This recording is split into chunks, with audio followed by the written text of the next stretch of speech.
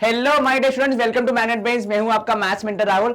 And students, इस समय हम कवर अप कर रहे हैं क्लास 8 की एग्जाम्पलर सीरीज, जिसमें इस समय आप देख रहे हैं चैप्टर 4 का, ये आई थिंक 4th या 5th वीडियो, एग्जैक्टली मुझे याद नहीं है। अब तक हम इस चैप्टर का काफी बड़ा पोर्शन खत्म कर चुके हैं, जिसमें हमने अलग अलग वीडियोस बनाए हैं। जिसमें हमारा पहला वीडियो था कॉन्सेप्ट रिव्यू एंड एग्जांपल्स, हमने सॉल्व किए थे। सेकंड वीडियो में हमने fill in the blanks, true false, MCQs, इनके ऊपर ध्यान दिया था। थर्ड वीडियो में हमने इक्वेशन सॉल्विंग पे फोकस किया था। एंड फोर्थ वीडियो, जो कि बेसिकली 2 पार्ट्स हो गए हमारे, उसमें हमने वर्ड प्रॉब्लम्स पे फोकस किया था। तो पिछले वीडियो में हम सवाल क्रमांक 98 तक के जो वर्ड प्रॉब्लम्स है उनको खत्म कर चुके हैं। एंड इस वीडियो में हम वर्ड प्रॉब्लम स्टार्ट करेंगे फ्रॉम 99। तो वर्ड प्रॉब्लम का जो बुखार है हमारे सबके ऊपर, बिकॉज हमें से काफी लोग डरते हैं वर्ड प्रॉब्लम से कि हमें समझ नहीं आता, पर लेकिन उसकी स्टार्टिंग यहीं से होती है। अगर आप क्लास 7th 8th में अच्छे से पढ़ लेंगे वर्ड प्रॉब्लम, तो आपको 9th 10th में और टफ प्रॉब्लम सॉल्व करने में कोई दिक्कत नहीं आएगी। तो अब तक हम कर चुके 98 सवाल तक। आपने वो वीडियो देख लिया होगा, अगर नहीं देखा है तो प्लीज जाके देख लीजिए, ताकि आपको एक लेवल ऑफ क्वेश्चन समझ में आ जाए कि कब कौन से लेवल के क्वेश्चंस आ रहे हैं आपके पास। ठीक है, इस वीडियो में हम 99 से कंटिन्यू करेंगे एंड चैप्टर को फिनिश करके ही मानेंगे। आप हमारा साथ देते रहिएगा, रेगुलरली पढ़ाई करते रहिएगा। क्या करें, हम स्टार्ट करने से पहले समय बर्बाद नहीं करेंगे, पेन पेपर चेक कर लेते हैं सब कुछ सही चल रहा है या नहीं। जी हाँ, आपको पेन दिख रहा होगा, यदि हाँ तो 1 दबाइए, ना तो 2 दबाइए। इधर से हमने रब भी कर लिया है एंड हम मूव कर रहे हैं हमारे पहले क्वेश्चन की तरफ। सवाल क्रमांक 99 है हमारा। अच्छा सवाल है क्योंकि सवाल देख लेते हैं। इन अ 2 डिजिट नंबर, एक 2 डिजिट नंबर है, the digits in units place is twice the digit in tens place. आपको हर सवाल में यह देखना है कि किसके बारे में, किसके द्वारा बताया जा रहा है, मतलब किसके रेफरेंस में बोल रहा है। कि ये बोल रहा है, देखो बात यू तो हो रही है यूनिट्स प्लेस की, ठीक है, परंतु किसके थ्रू हो रही है, तो बता रहा है वो यूनिट्स प्लेस के बारे में, लेकिन किसके थ्रू बता रहा है, टेंस प्लेस के थ्रू। तो यहां पे आप किस चीज को अज्यूम करेंगे, अननोन। तो यहां पे हम अज्यूम करेंगे टेंस डिजिट वाली वैल्यू को अननोन। ठीक है, तो हम क्या लिख रहे हैं, let digit at tens place be x. Let digit at tens place be x. तो वंस प्लेस पे, जो यूनिट्स प्लेस पे, उसकी डिजिट क्या हो जाएगी, तो therefore digit at unit place कितनी हो जाएगी, तो यूनिट प्लेस पे जो डिजिट हो जाएगी वो होगी कितनी, सर ट्वाइस हो जाएगी जो टेंस प्लेस पे उसकी। तो जब टेंस प्लेस पे x है तो यूनिट प्लेस पे कितना हो जाएगा, ट्वाइस, मतलब 2x। अब आगे क्या बोल रहे हैं, तो ये पहले स्टेटमेंट का मीनिंग होगा मैथमेटिकली, जो हमारे काम का है। बेसिकली क्या हमने माना कि टेंस प्लेस वाली हो गई x और यूनिट प्लेस वाली हो गई 2x। अब आगे ध्यान दें, if 27 is added to it, digits are reversed. Added to what, added to the actual number. तो पहले हमें क्या पता लगाना पड़ेगा कि ओरिजिनल नंबर क्या है। तो ओरिजिनल नंबर बताइए मुझे। सर ओरिजिनल नंबर होगा टेंस प्लेस वाले में प्लेस वैल्यू को मल्टीप्लाई किया और यूनिट्स वाले में यूनिट्स प्लेस वैल्यू को मल्टीप्लाई किया। तो ये हो जाएगा 10x प्लस 2x, मतलब कितना हो जाएगा 12x। क्या आपको कोई समस्या है इसमें? नहीं सर। अब न्यू नंबर जो डिजिट्स रिवर्स हो जाती हैं, तो न्यू नंबर या रिवर्स नंबर क्या होगा, तो मैं यहां पे लिख रहा हूं रिवर्स नंबर, या रिवर्स करने पर जो नंबर आया बेसिकली, तो रिवर्स करने पे नंबर क्या आएगा, तो सर 10 इंटू 2x और वहां पे हो जाएगा 1 इंटू x। ये आपने क्या किया, डिजिट्स को रिवर्स कर दिया। 2x जो पहले यूनिट्स प्लेस पे था वो आ गया टेंस प्लेस पे, और जो टेंस प्लेस पे था वो आ गया वंस प्लेस पे, यूनिट्स प्लेस पे। तो जाएगा 20x प्लस x, मतलब 21x। ठीक है, अब सवाल में क्या कह रहा है कि if 27 is added to it, मतलब यदि आपने ओरिजिनल नंबर में 27 ऐड कर दिया तो आपको डिजिट्स रिवर्स करके मिल जाती है, मतलब रिवर्स नंबर मिल जाता है। तो ओरिजिनल नंबर कौन सा था सर, 12x था। 27 को ऐड किया और आपको रिजल्ट मिला न्यू नंबर, मतलब 21x। अब आप क्या करेंगे सर, सॉल्व करके x की वैल्यू निकालेंगे, बिल्कुल ठीक। तो इधर रहेगा 27, उधर जाएंगे 21x माइनस 12x, क्योंकि दोनों एक जैसे हैं। अब 27 इज इक्वल्स टू 21 में से 12 गया तो कितना बचेगा, तो सर 8 उधर 1 उधर, तो मतलब 9x हो जाएगा इस तरफ। और जब आप डिवाइड करेंगे तो आपको मिलेगी x की वैल्यू 27/9, क्योंकि 9 यहां है मल्टीप्लीकेशन में, साइड चेंज करेगा तो डिवीजन करेगा। अब इससे हमें क्या निष्कर्ष मिलेगा, तो इससे हमें निष्कर्ष ये मिलेगा कि 27 डिवाइड बाय 9 करने पे, जिसको मैं यहां पे लिख रहा हूं 27 divide by 9 is equal to x, मतलब कितना 3 is the value of x। यदि x की वैल्यू 3 है तो डिजिट्स प्लेस पे क्या होगा, यूनिट प्लेस पे, तो टेंस प्लेस पे आया 3 एंड यूनिट्स प्लेस पे कौन आया, तो यूनिट्स प्लेस पे आया ट्वाइस मतलब डबल मतलब 6, तो आपका नंबर क्या हो जाएगा, तो नंबर हो जाएगा 36। ये कौन सा, ये है ओरिजिनल नंबर। अब इसमें आप 27 ऐड करेंगे तो आपको मिलना चाहिए रिवर्स, मतलब कितना, अच्छा 36 का रिवर्स हो जाएगा 63, चाहिए तो ऐड करके देख लो, 36 प्लस 27, 6 और 7 13, 3 2 5 1 6, जी हाँ बिल्कुल 63 मिल रहा है, मतलब हमारा कैलकुलेशन सही है। क्या कहीं कोई समस्या, नहीं सर, कहीं कोई डाउट नहीं सर। चलिए, तो यहां पे होती है स्क्रीन क्लियर एंड हम मूव करेंगे सवाल क्रमांक 100 की तरफ। क्या कह रहा है आपसे सवाल कि a man was engaged as typist for the month of February in 2009। एक व्यक्ति है जिसको फरवरी में टाइपिस्ट के काम पे रखा गया था, कब, 2009 में। क्या हुआ, तो वहां पे उनको मिलते थे 500 रुपए पर डे, तो ही वॉज पेड 500 रुपए per day, but ₹100 per day were deducted for the days he remained absent. तो आपको रोज के 500 रुपए मिलेंगे, 500 रुपए मिलेंगे, परंतु आप जितने दिन एब्सेंट रहेंगे उतने दिन के 100 रुपए कट जाएंगे। He received 9100 as salary for the month. How many days did he work? अब यहां पे आपको बताना है how many days did he work. तो हम क्या बोल रहे हैं, let the number of days he worked be x, मतलब कहना क्या चाह रहे हैं हम कि उन्होंने x दिन काम किया। अब इस सवाल को जब आप देखते हैं तो मैं आपको एक राज की बात बता रहा हूं जो किसी को बताना मत, कि इस सवाल में एक एरर है। एरर ये है कि ये जो साल 2009 गिना है ना इन्होंने, ये गलत गिना है, ये सवाल गिना जाएगा 2008। ठीक है, तो जब आप इसको 2009 लेके सॉल्व करेंगे तो आपका आंसर नहीं आएगा, पर जब आप इसको 2008 मान के सॉल्व करेंगे तो आपका आंसर एकदम बढ़िया आएगा। तो अगर हम इसको 2008 बोल रहे हैं इस साल को, ठीक है, तो क्या आप मुझे बताएंगे कि उन्होंने अगर x दिन काम किया तो वो छुट्टी कितने दिन मारे, छुट्टी कितने दिन ली थी उन्होंने, तो एब्सेंट डेज कितने हो जाएंगे, तो सर 2008 था लीप ईयर, तो हमारा नंबर ऑफ डेज थे 29, तो उन्होंने 29 दिन में से x दिन काम किया, तो जो बचे दिन थे उन्होंने उतने दिन छुट्टी मारी। मतलब अगर 29 में से उन्होंने 25 दिन काम किया तो उन्हें कितने दिन छुट्टी मारी, सर 29 में से 25 को घटा दीजिए, 4 दिन छुट्टी मारी होगी। तो अगर x दिन काम के तो कितने दिन छुट्टी मारी, सर 29 में से x दिन घटा दीजिए और बचे हुए दिन उन्होंने छुट्टी मारी होगी। अब उनकी जो सैलरी है वो कैसे डिसाइड हुई कि सर 500 रुपए मिलेंगे उतने दिन के लिए जितने दिन उन्होंने काम किया। तो 500 रुपए एक दिन के और नंबर ऑफ डेज जितने उन्होंने काम किया। अगर उन्हें 500 रुपए मिलने चाहिए रोज के हिसाब से और उन्होंने 10 दिन काम किया तो उन्हें 5000 रुपए मिलने चाहिए, कुछ इस प्रकार। ठीक है, अब इसमें से उनका फाइन क्या कट रहा है, तो माइनस क्या होगा, सर फाइन ये कट रहा है कि रोज के 100 रुपए के हिसाब से जितने दिन उन्होंने छुट्टी मारी होगी उतने दिन का पैसा कटेगा। तो जितने दिन उन्होंने छुट्टी मारी होगी उतने दिन का पैसा कटेगा और आपको कुल मिला के मिल रहे हैं 9100 रुपए।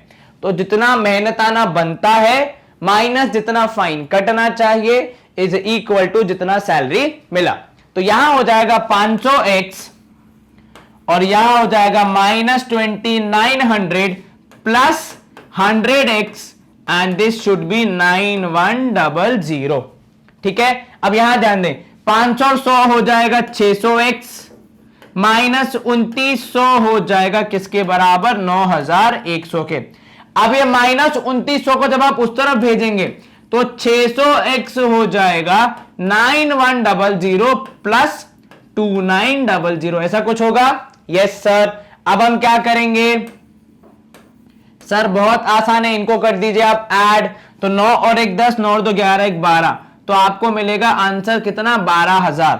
तो x की वैल्यू आएगी 12000 डिवाइड बाय 600, कैंसिल कर दिया आपने, 0 0 6 2 12, तो आपकी वैल्यू आएगी 20।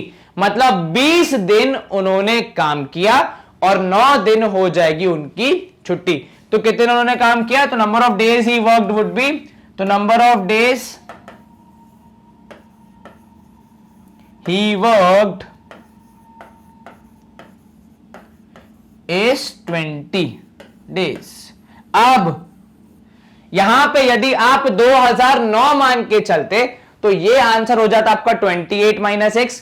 कैलकुलेशन करते समय आपका आंसर होता 19 पॉइंट समथिंग, और नंबर ऑफ डेज क्योंकि डेसिमल में नहीं हो सकते, इसीलिए हमने सवाल को चेंज करके 2009 की जगह 2008 लेते हुए सॉल्व किया, क्योंकि तब लीप ईयर हो जाता है और कैलकुलेशन पूरी फिट बैठ रही है।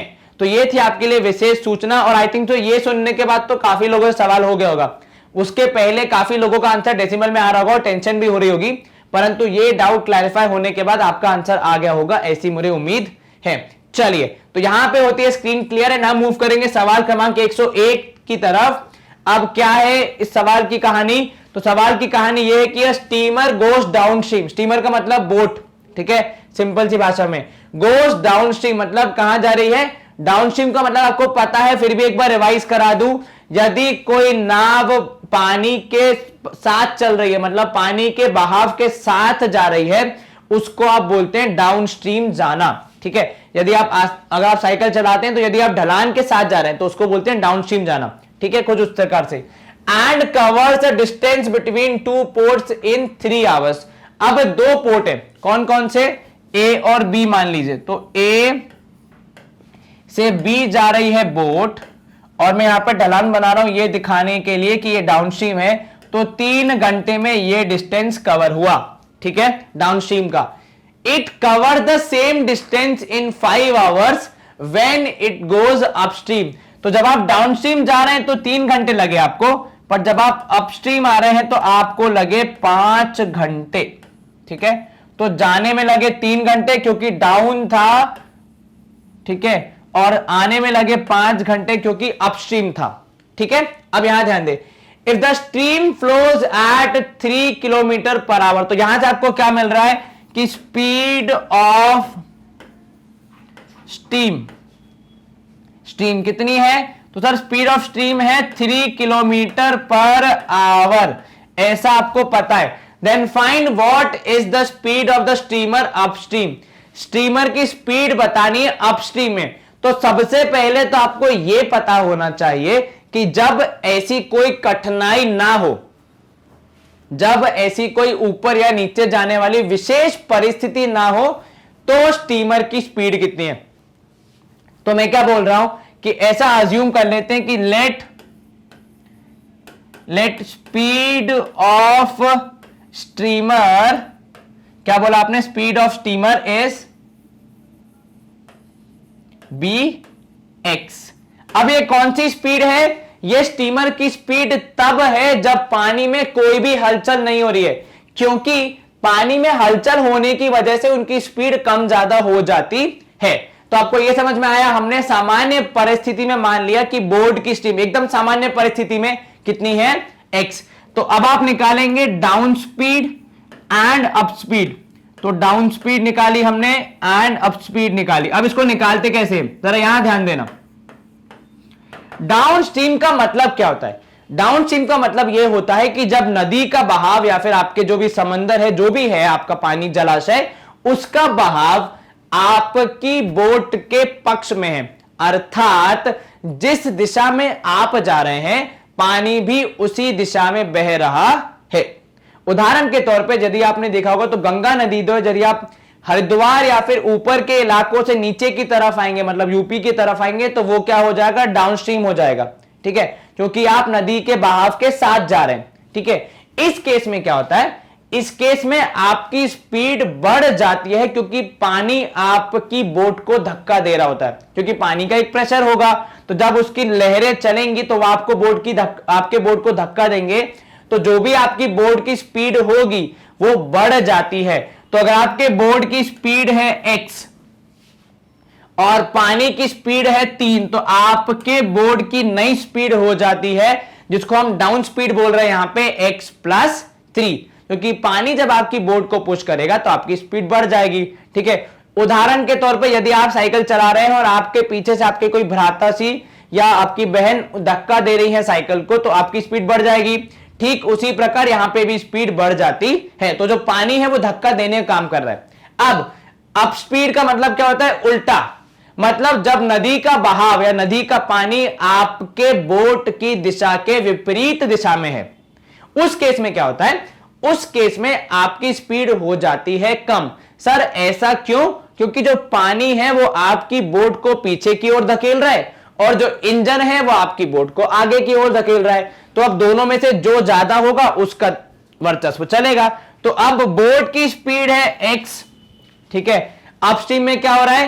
पानी बोट की स्पीड को हिला रहा है, मतलब पीछे कर रहा है, कम कर रहा है, तो क्या कर देगा? घटा देगा। तो मैं यहां पे लिख रहा हूं अप स्पीड में माइनस। क्या आपको यह समझ में आया? यदि ये कॉन्सेप्ट समझ में आया है तो जीवन में कभी भी अपस्ट्रीम और डाउनस्ट्रीम में नहीं अटकोगे। समझ में आ गया? कौन सा केस? डाउनस्ट्रीम में नदी हमारे साथ चलती है और जब साथ चलेगी तो हमारे में वैल्यू ऐड करेगी, इसलिए प्लस। अपस्ट्रीम में नदी हमारे विरुद्ध चल रही है, तो जब हमारे विरुद्ध चलेगी तो हमारी स्पीड को वो कम कर देगी। उदाहरण के तौर पे यदि आप साइकिल चला रहे हैं और आपके भाताश्री या आपकी बहन आपको पीछे की ओर धक्का दे रहे हैं, ठीक है, तो ये एग्जांपल हो गया स्पीड के कम होने का, तो इसलिए x-3। अब यहां ध्यान दें, डाउन में टाइम कितना लग रहा है? तो डाउन स्ट्रीम जाने में टाइम लग रहा है 3 घंटे और अपस्ट्रीम आने में टाइम लग रहा है कितना? 5 घंटे। तो ये हमने लिख दिया यहां पे टाइम। ठीक है, अब आपको स्पीड पता है, टाइम पता है, डिस्टेंस पता है क्या? सर दोनों केस में डिस्टेंस तो बराबर ही है, क्योंकि आप एक पोर्ट से दूसरे पोर्ट जा रहे हैं और इस बीच पोर्ट की दूरी बढ़ या घट नहीं जाएगी। बिल्कुल ठीक। तो हमने पढ़ा है speed equals to distance upon time, मतलब किसी चीज की गति किससे तय होती है? कितनी दूरी तय की और कितने समय में तय की है, उस बात से। ठीक है, तो जब आप डाउनस्ट्रीम जा रहे हैं तो डाउन वाले केस में आपकी स्पीड कितनी है? x+3। तो ये हम ले रहे हैं यहां पे केस 1। केस 1 में क्या हो रहा है? स्पीड है x+3, डिस्टेंस को मान लिया आपने d और टाइम को मान लिया आपने 3। आप यहां पे डिस्टेंस कैसे निकालोगे? सर ये जो 3 डिवाइड कर रहा है इसको साइड चेंज करके मल्टीप्लीकेशन में भेज सकते हैं। बिल्कुल ठीक। तो thrice of x+3 is equal to value of d। अब केस 2 देख लेते हैं हम लोग। ठीक है, तो केस 2 में क्या बोल रहा है? केस 2 में आप जा रहे हैं अपस्ट्रीम पर, लेकिन स्पीड डिस्टेंस टाइम का फॉर्मूला तो वही रहेगा।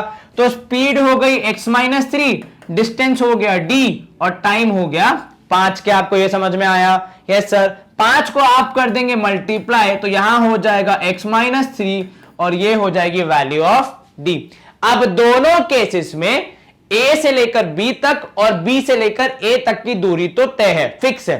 तो मतलब मैं बोल सकता हूं कि डाउनस्ट्रीम और अपस्ट्रीम में दोनों केसेस में आपका डिस्टेंस तो फिक्स ही रहेगा। तो मतलब दोनों d की वैल्यूज बराबर हैं, विच मींस उसका क्या तात्पर्य है कि थ्राइज ऑफ x+3 ये किसके बराबर होगा? ये होगा 5 टाइम्स ऑफ x-3 के बराबर। क्या आपको ये समझ में आया? क्या ये कैलकुलेशन समझ में आ रहा है? अब हम इसको खत्म कर सकते हैं सवाल को। जी हां सर, अब तक की कहानी समझ आ गई? Yes sir. अब यहां ध्यान दें, तो 3x + 9 is equal to 5x - 15। 3x + 9 is equal to 5x - 15। Multiply करने पे आए, इसको सॉल्व करेंगे तो -15 यहां जाएगा तो हो जाएगा +15 और ये 9 ऑलरेडी पॉजिटिव है तो 5x - 3x ऐसा कुछ हो जाएगा।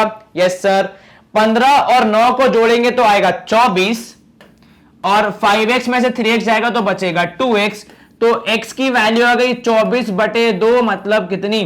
12 है वैल्यू ऑफ x। मतलब ये किसकी स्पीड है? ये स्टीमर की स्पीड है सामान्य परिस्थिति में। किसकी स्पीड है? स्टीमर की स्पीड इन सामान्य परिस्थिति। हमें सवाल में क्या निकालना है? हमें निकालना है अपस्ट्रीम में क्या स्पीड थी। तो अपस्ट्रीम में स्पीड कैसे निकाली थी हमने? सर जितना पानी का स्पीड था वो हमने कर दिया था माइनस। तो यहां पे मैं लिख रहा हूं स्पीड 12 किलोमीटर पर आवर, है ना, और अप में कितनी हो जाएगी? तो अप स्पीड हो जाएगी इनकी 3 किलोमीटर। हम माइनस कर देंगे स्पीड में, क्योंकि आपका पानी का स्पीड है 3 किलोमीटर पर आवर। तो 12 में से 3 मतलब 9 किलोमीटर प्रति घंटे की रफ्तार होगी किसकी? उस बोट की अपस्ट्रीम में। भले ही उसकी सामान्य स्पीड 12 किलोमीटर पर आवर हो, पर क्योंकि पानी उसके विरुद्ध चल रहा है तो इंजन को ज्यादा मेहनत करनी पड़ेगी, इसलिए स्पीड हो जाएगी कम। क्या आपको यह समझ में आया? Yes sir. 9 किलोमीटर पर आगे अपस्ट्रीम में स्पीड। हमारा सवाल हो गया है सॉल्व। तो हम कर लेते हैं स्क्रीन को क्लियर एंड मूव करेंगे अगले प्रश्न की ओर। सवाल क्रमांक 102 है हमारा। A lady went to a bank with some money. कितना मनी है भाई लेडी के पास? तो ये जो लेडी दीदी है इनके पास 1 लाख रुपए है। क्या है? 1 लाख रुपए है। ठीक है, किडनैप मत कर लेना भाई, नहीं मिलेंगे। She asked the cashier to give her 500 and 1000 रुपए के note in currency. Sir 1 lakh रुपए कैसे लेके गई? वो भी तो करेंसी नोट्स में ले गई होंगी। प्रभु, सवाल का तात्पर्य है कि वो जो पैसे ले गई 1 लाख रुपए, हो सकता है वो चेक ले गई हो सकता है वो डिमांड ड्राफ्ट ले गई हो। तुम्हें क्या टेंशन है? सवाल सॉल्व करो, कैसे भी गए हो। अब उन्होंने बोला कि ये 1 लाख रुपए आप रख लो, मतलब चेक रख लो, डिमांड ड्राफ्ट है, जो भी है वो आप रख लीजिए और हमें 500 और 1000 के नोट दे दीजिए। ठीक है, उन्होंने कहा मिल जाएंगे, कोई दिक्कत नहीं है। She got 175 currency notes in total. उनको कुल मिला के 175 नोट मिले। Find the number of each kind of currency notes. अब आपको यह भी बताना है कि उनको 500 के कितने नोट मिले और 1000 रुपए के कितने नोट मिले। आसान सा सवाल है, कोई दिक्कत नहीं आनी चाहिए। मुझे दोनों के बारे में बताना है। किस किस के बारे में? 500 और 1000 दोनों के बारे में। तो मैं क्या बोल रहा हूं कि कम से कम दोनों में से एक को तो हम अज्यूम कर लें कि let number of 500 rupees note be x. क्या बोल दिया मैंने? कि बैंक ने उन्हें 500 रुपए के एक्स नोट दिए। अब आपके लिए लाख रुपए का सवाल यह है कि आप मुझे यह बताएं कि 1000 रुपए के कितने नोट होंगे। तो सर 1000 रुपए के नोट होंगे कितने? बताइए। अरे भैया बोलो, कैमरा में आवाज आती है। हाँ, 1000 रुपए के नोट कितने होंगे? जी हाँ, बिल्कुल, आप में से कुछ ने बिल्कुल सही जवाब दिया, जो कि मुझे सुनाई दे रहा है कि सर 175 थे कुल नोट्स। बिल्कुल ठीक। उसमें से एक्स चले गए 500 रुपए के, तो जो बचे हुए होंगे वो नोट होंगे 1000 रुपए के। बिल्कुल ठीक, बहुत बढ़िया। कि भैया 175 थे कुल नोट, उसमें से एक्स है 500 रुपए के, तो बचे हुए जो होंगे वो किसके होंगे? 1000 रुपए के होंगे, क्योंकि दो ही ऑप्शन है, 500 के 1000 के। ठीक है, तो दोनों ऑप्शन में से एक गया एक्स के पास और दूसरा 175 माइनस एक्स। अब कुल धनराशि कितनी थी? कुल पैसा कितना था? 1 लाख रुपए। वो निकालने का तरीका कैसे होता है? सर उन्होंने ये 1 लाख रुपए को 500 और 1000 के नोट में बांटा, तो पर वैल्यू कितनी उन पैसों की? तो सर जितने 500 के नोट थे, ठीक है, इनटू जितने 500 के नोट थे इनटू उस नोट की वैल्यू। तो जब एक्स नोट्स थे 500 रुपए के और हर एक नोट की वैल्यू है 500 रुपए, तो मैं लिख रहा हूं कि उनके पास x इंटू 500 रुपए होंगे। परंतु सिर्फ इतना ही नहीं, उनके पास 1000 रुपए के नोट भी हैं और कितने हैं? तो 175 माइनस एक्स। तो नोटों की क्वांटिटी और नोटों की वैल्यू, इन दोनों को जब आप मल्टीप्लाई करते हैं तो आपको आपका पैसा मिल जाता है। उदाहरण के तौर पे आपके पास 10 नोट हैं, हर नोट है 50 रुपए का, तो आपके पास कितने रुपए हुए? सर 10 नोट है 50 रुपए के, तो 500 रुपए होने चाहिए। कैसे निकाला आपने? सर एक नोट की वैल्यू है 50 और नंबर ऑफ नोट्स, तो यहां पे एक नोट की वैल्यू है 500 और नंबर ऑफ नोट्स, आसान भाषा में। चलिए अब कितने थे इनके पास? तो ये जो लेडी दीदी है इनके पास 1000 रुपए हैं। अब हम क्या, सॉरी 1 लाख रुपए हैं, सॉरी नहीं, बुरा नहीं मानना, 1 लाख रुपए हैं। चलिए अब क्या करेंगे? सॉल्व करके उनको बता देंगे कितने पैसे हुए। तो ये हो गए 500x इधर हुआ 1000 इंटू 175, तो 175 और 1000 के 3 0, ठीक है, और माइनस हो जाएगा 1000x, जो कि आपको मिलेगा जोड़ के 1,00,000 के बराबर। अब यहां पे 500 में से 1000 माइनस करेंगे तो कितना बचेगा, -500, और ये 1,75,000 को भी मैं उस तरफ भेज रहा हूं, ठीक है। तो यहां बचेगा मेरे पास -500x is equal to 1,00,000 minus 1,75,000, 1,75,000। इनको कीजिए सब्ट्रैक्ट, तो यहां मिलेगा आपको -500x, यहां मिला आपको -75,000। अब क्या करेंगे सर, डिवीजन, तो x की वैल्यू आएगी -75,000 अपॉन -500। प्रभु ओ भविष्य आर्यभट्टा, एक बात ध्यान रखना कि साइन चेंज नहीं होता है जब आप साइड चेंज करते हो, जब तक एडिशन या सब्ट्रैक्शन नहीं हो। अगर मल्टीप्लीकेशन है तो वो साइन के साथ जाएगा, तो माइनस माइनस हो गया कैंसिल। अब आप डिवाइड कीजिए तो सर 0 से 0 कैंसिल, बिल्कुल ठीक। 5 और 75 को डिवाइड कीजिए तो कितना होगा सर, 15 होगा। तो 15 5 75 if I am not wrong, yes sir. तो 75 आप जब कैंसिल करेंगे आपको एक्स की वैल्यू मिलेगी 150, 150। तो मतलब 500 रुपए के कितने नोट हैं, तो मैं यहां पे लिख रहा हूं डिब्बे के अंदर की 500 रुपए के नोट हैं इज 150, और 1000 रुपए के नोट कितने होंगे, तो 1000 रुपए के नोट होंगे 175 में से 150 घटा दीजिए, मतलब केवल 25 नोट। तो 150 इंटू 500 करेंगे तो 75,000 आ जाएगा, और इंटू 25, हाँ तो हमारा कैलकुलेशन सही है। तो उनके पास 1,00,000 रुपए किस फॉर्म में थे, 500 रुपए के 150 नोट और 25 नोट थे 1000 रुपए के। अब ये नोट नोटबंदी के पहले के हो तो अच्छी बात है, नहीं तो कोई दिक्कत नहीं है। चलिए हमने यहां पे सवाल सॉल्व करके स्क्रीन कर दी है क्लियर, और हम मूव करेंगे 103 की तरफ। प्रश्न क्रमांक 103 क्या बोल रहा है आपसे, आपसे कोई कह रहा है कि मुझे सॉल्व करो, वो तो करना ही है भाई। आइए देखते हैं सॉल्व कैसे करना है। देयर आर 40 पैसेंजर्स इन अ बस, एक बस में 40 पैसेंजर जा रहे हैं, ठीक है। Some with 3 rupee ticket and remaining with 10 rupee ticket. अब भैया बस में अलग अलग टाइप की सीट होगी, मोटे गड्ढे वाली सीट की होगी 10 रुपए टिकट, पतले वाले की होगी 3 रुपए। हमें क्या करना, हमें सवाल से मतलब है। तो 3 रुपए की और 10 रुपए की टिकट है, ठीक है। कितने लोग हैं, 40। तो कुल मिला के कितनी टिकट होंगी ये बता दो पहले तो। सर 40 लोग हैं तो 40 टिकट होनी चाहिए, बिल्कुल ठीक। अब आप कृपया मन में यह शंका ना लें कि उस बस में बच्चे बूढ़े जिनको आधी टिकट या टिकट न ली गई हो उनका क्या होगा, ऐसा कोई केस अज्यूम नहीं करना है। 40 लोग मतलब 40 टिकट, मान लो बस में है ही नहीं, बच्चों को भी पूरी टिकट लेनी है और बुजुर्गों को भी, ठीक है। बस वाला बहुत क्रूर है। आगे पढ़िए अब। The total collection from these passenger is 295 रुपए। उनको कुल मिला के 295 रुपए की प्राप्ति हुई, किनको, पैसेंजर को नहीं, बस के ड्राइवर और कंडक्टर को जिन्होंने टिकट काटी है, ठीक है। Find how many passengers have ticket worth ₹3। अब आपको बताना है कि 3 रुपए वाली जो टिकट है वो कितने व्यक्तियों ने ली है। तो जो बताना है उसी को अज्यूम कर लीजिए। तो लेट नंबर ऑफ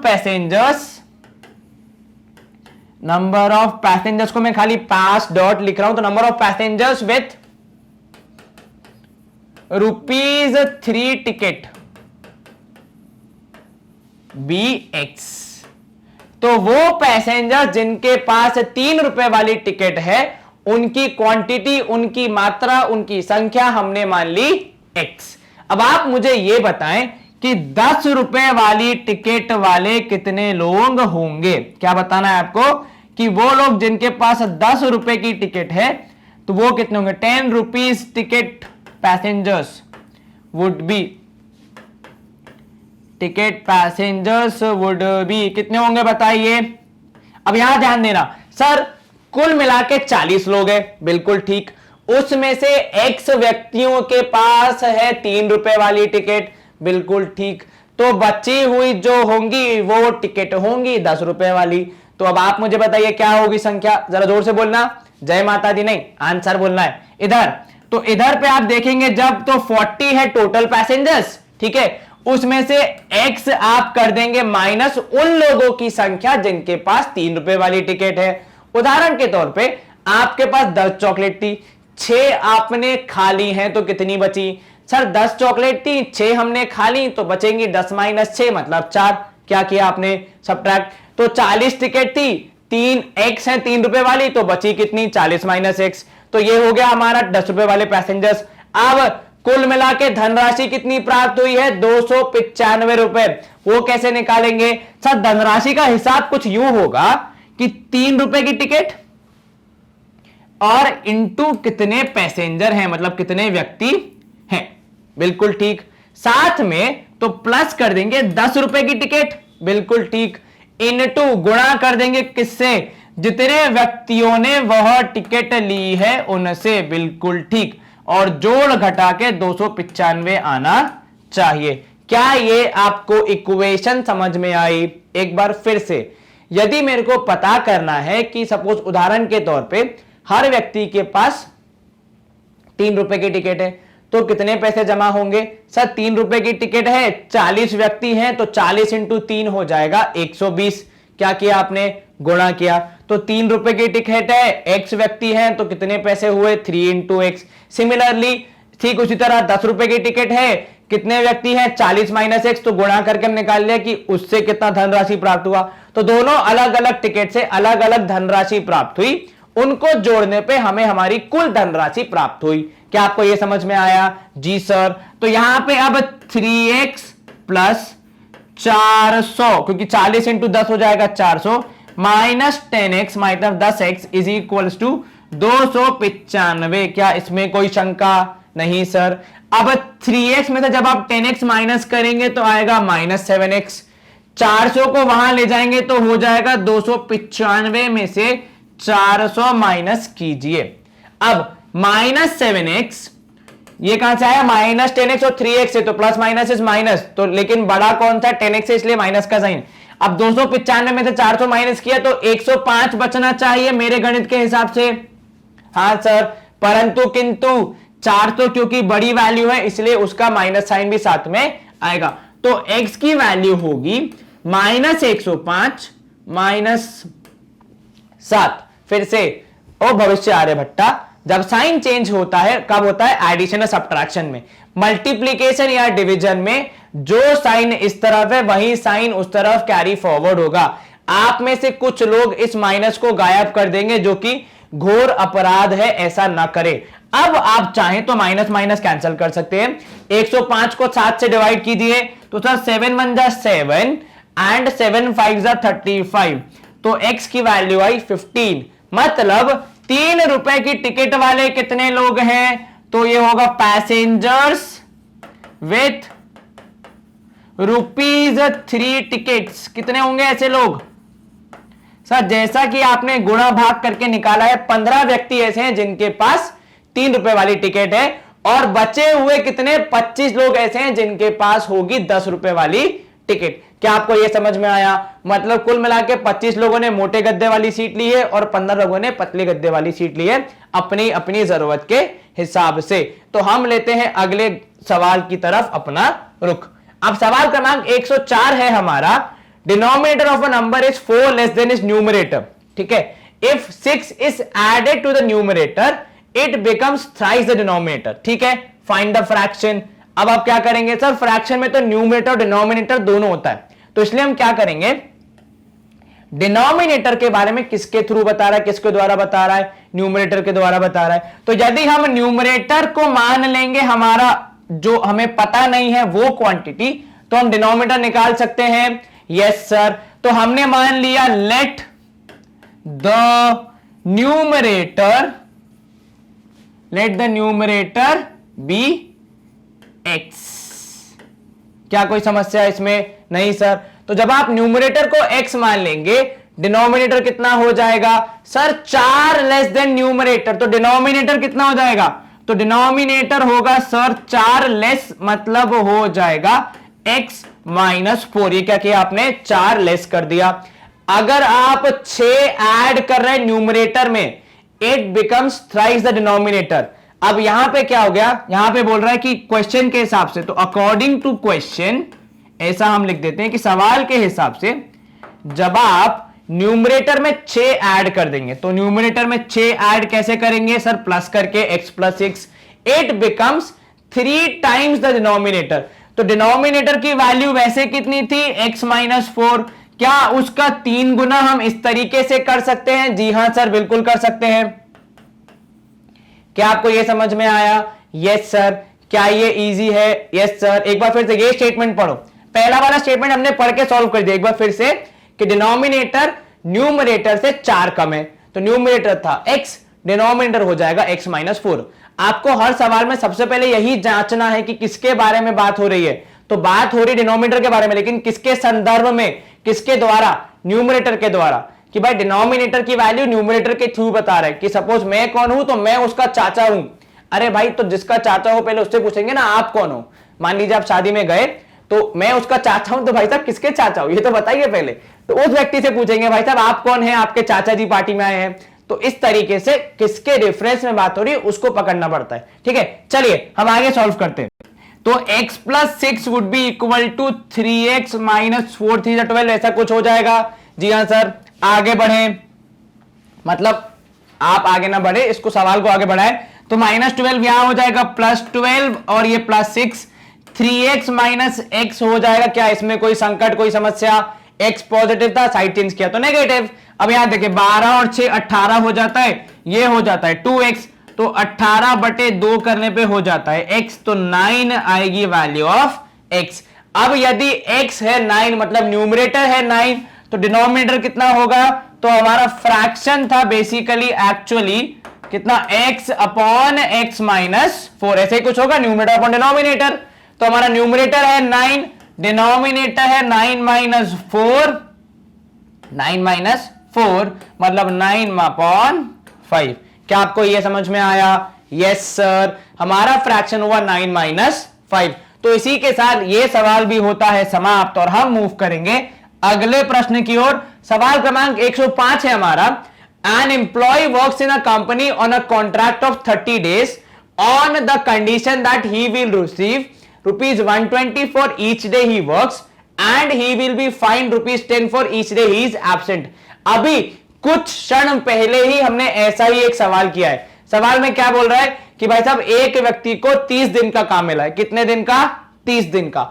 उसमें से हर दिन जिस दिन वो काम करेगा उन्हें 120 रुपए मिलेंगे, और हर दिन जिस दिन वो छुट्टी मारेंगे उनका 10 रुपए का फाइन कटेगा।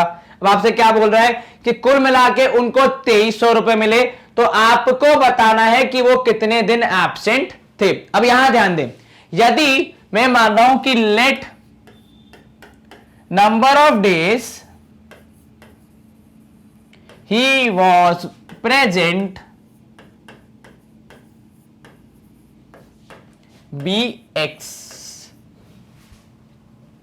क्या बोला मैंने कि हर वो दिन जितने दिन वो प्रेजेंट थे उतने दिन उन्हें काम, उन्हें कितने दिन प्रेजेंट थे?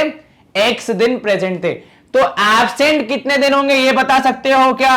सर कुल मिला के 30 दिन तो आना था और वो आए हैं एक्स डेज, तो एब्सेंट हो जाएंगे 30 माइनस एक्स। कितने? 30 माइनस एक्स। आप चाहें तो नंबर ऑफ डेज एब्सेंट जो व्यक्ति रहा है वो मान लीजिए आप एक्स, तो नंबर ऑफ डेज एब्सेंट को मान लीजिएगा एक्स, तो नंबर ऑफ प्रेजेंट डेज कितने हो जाएंगे? 30 माइनस एक्स। परंतु किंतु वहां पे कैलकुलेशन शायद थोड़ी टफ हो जाए, इसीलिए हम इनको इस तरीके से सॉल्व कर रहे हैं। तो अब उनका जो मेहनताना है, जो वो सैलरी है वो कितनी है? 2300 रुपए। वो कैसे मिलेगी?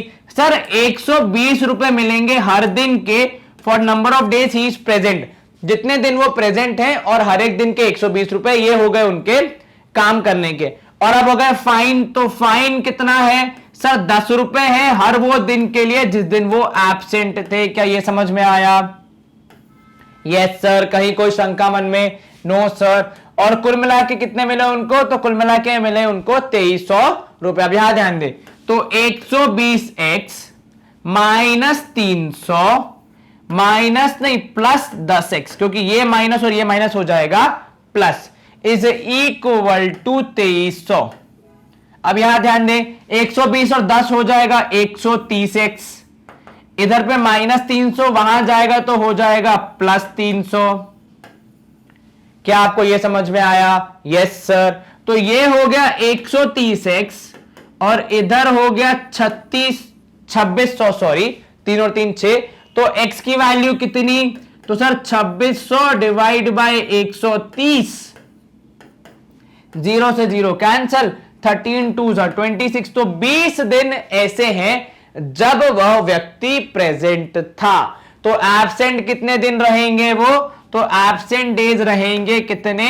सर 30 में से जितने दिन प्रेजेंट थे वो हटा दीजिए, तो 30 में से जितने दिन वो प्रेजेंट थे वो हटा दीजिए, तो 10 दिन व्यक्ति एब्सेंट था। अब यहां ध्यान देना एक चीज, यदि आप लेते हैं एब्सेंट डेज को x और प्रेजेंट डेज को 30 - x, तो थोड़ा कैलकुलेशन का ध्यान देना, क्योंकि यहां पे 120 इंटू 30 - x होगा, तो 120 को 30 से मल्टीप्लाई करो, 120 को x से मल्टीप्लाई करो, फिर सॉल्व करो, तो शायद कैलकुलेशन में कुछ 19-20 हो जाए। तो उस चीज का खास ख्याल रखें कि कैलकुलेशन में गलती नहीं होनी चाहिए, इसीलिए मैंने जो सिंपल वैल्यू है वो किसके लिए ली? बड़े मल्टीप्लीकेशन वाले के लिए, कि 120 में सिर्फ x ही मल्टीप्लाई करना पड़ेगा, वो तो आसान है। ठीक है, चलिए ये हो गया हमारा सवाल यहां पे समाप्त। तो स्क्रीन होती है यहीं पे क्लियर, और अगला प्रश्न देख लेते हैं। सवाल क्रमांक 106 है।